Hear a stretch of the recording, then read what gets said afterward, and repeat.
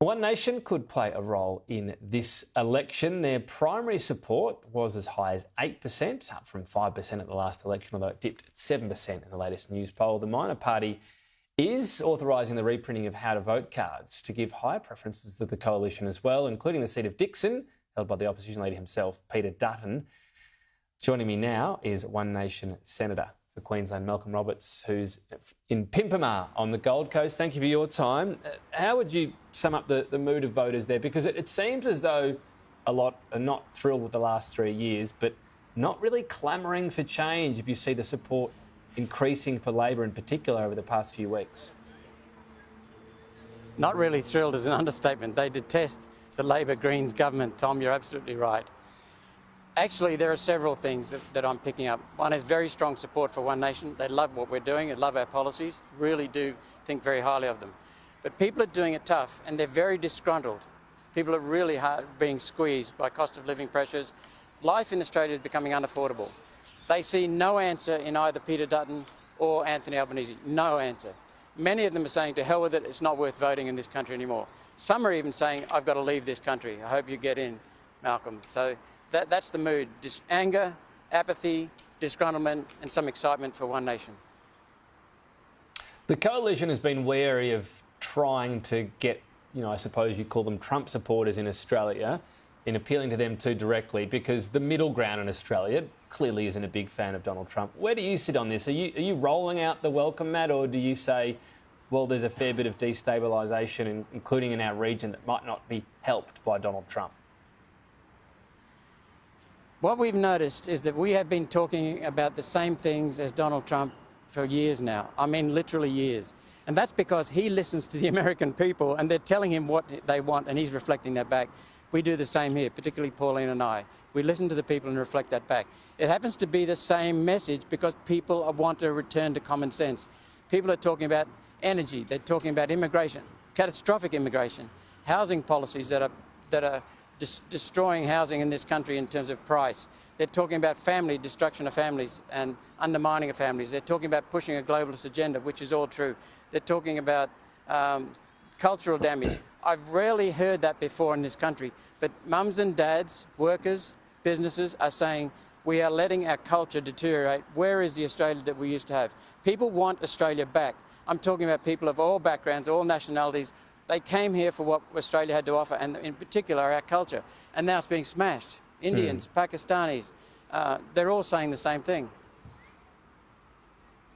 So on what you say to voters who say that, though, I mean, Donald Trump, that was an election where he wins or Kamala Harris won, and then they would really be able to shape the country. Executive orders, we've seen them signed in a flurry. I mean, realistically, there isn't going to be much you can do. And is that further diminished, Labor emerging as a clear favourite?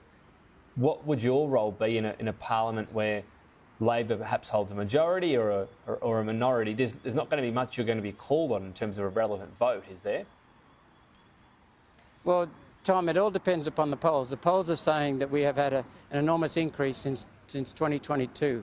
And if that's the case, when we just missed out in Western Australia, just missed out in South Australia, just missed out in Victoria, came 7th out of 6 in New South Wales and Tasmania, if the polls are correct, and going around it certainly feels that way, then we will have senators in those other states.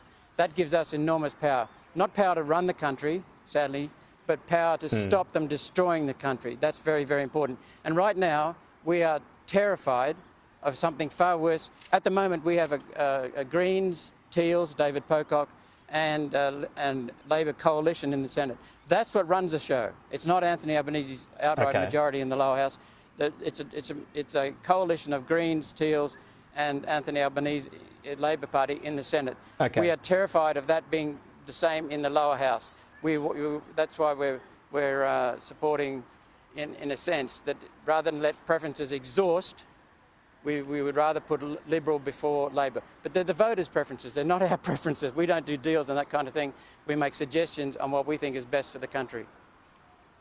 Yeah, well, you're talking about how-to-vote cards and the fact that previously One Nation hasn't listed the Liberal Party, now you do. So you'd rather it go to the Liberal Party rather than exhaust, just to explain to our viewers. You mentioned there an increase in support. Look, depending on what poll, the latest news poll has you at 7%. It's significantly up in percentage point terms, it's up 2%. It could make a difference. Do you see, you alluded to more senators there, do you see a minimum pass mark as not just returning yourself and keeping the team the same size, but expanding the One Nation senators? If you don't get more in this current environment, that would not be a pass mark? Yes, we're hearing from people on the ground that they want more One Nation impact in Parliament. And we've seen, as I said, we came very, very close last time, and we've got increase in polls. So if that's true reflection, and I believe it is, then that would be a pass mark, more senators. But if you don't and get also, that, we've got if you a don't very get good that, chance in the lower would that be a house. disappointing result? If you don't get any more senators, would that be a disappointing election? If we get an increase in vote, that would be a very, very satisfying result. Even if it doesn't come with an extra senator? Well, even if it doesn't come with an extra senator, but people are saying that we will see extras. We're also looking at the House of Reps. We've got good chances in some seats there, very good chances in some seats. All right. Well, I think that would be a surprise. So I think a lot of people would call that a success if you got in the lower house. Let me ask you finally on this. There's a graphic we'll bring up. I assume you don't have a screen you can see at your end, but it got a bit of attention. I assume you know what the one is. It's talking about bringing back, if you like, the traditional family in Australia. So we'll bring up the picture so our viewers know what I'm talking about as well. But this was put out there. There was a bit of commentary about it as well. Bring back the Australian dream is what it said. There's an outdoor idyllic setting. It just looks a bit odd. I mean, the father has an extra arm and the kids' faces don't quite seem formed. Is this? I'm just genuinely intrigued. Is this a hidden message I'm missing here, or was this just a quick AI that was a bit of a cheapie? I think you know the answer to that, Tom. Well, we actually took a very good photo of a family, in a real family, sitting down with me on the ground having a picnic, an Australia Day function that we ran on the northern end of the Gold Coast. And instead of using that photo, and I don't know why, because we're using it on our brochures, our flyers, the person who made the meme used an AI-generated one. And yes, Australian families are not typically with 7 fingers on one hand or having an extra arm pop out of their shoulders. So yeah, that was a mistake. Look, we didn't fair get enough. it closely enough. Look, fair enough. If all else fails, use a real photo. So no, look, I just never know. Sometimes in this modern age, it's a hidden message. I thought I'd. No worries. All right, Senator, appreciate your time today. Thank you.